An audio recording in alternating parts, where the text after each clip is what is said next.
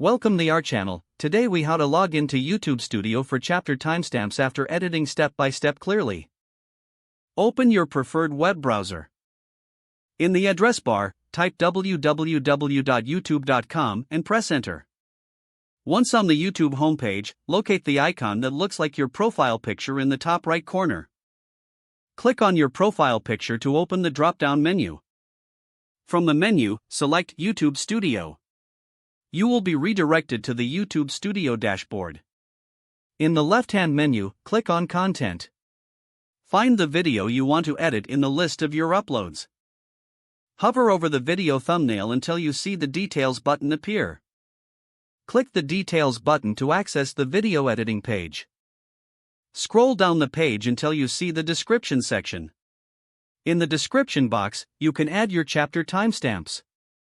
To format the timestamps correctly, start with the time in hours, minutes, and seconds, followed by a brief description.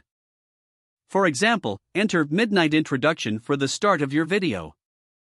Continue adding timestamps for each chapter or section of your video. Once you've entered all your timestamps, scroll to the top of the page. Click the Save button to apply the changes. Your chapter timestamps are now live and will appear in your video description. To see the final result, go back to your video and check the description. Congratulations, you have successfully added chapter timestamps to your video in YouTube Studio. If the page does not load, refresh the browser or try again in a private or incognito window. Make sure you are using the correct email address, then retype it carefully to avoid small typos. If your password is not accepted, use the reset option and create a new strong password you can remember. Check your spam folder for verification or security emails, then complete any requested confirmation steps. Enable two-factor authentication if available to improve account security and reduce unauthorized access risk. After signing in, review your profile details so your contact information and settings are accurate and current.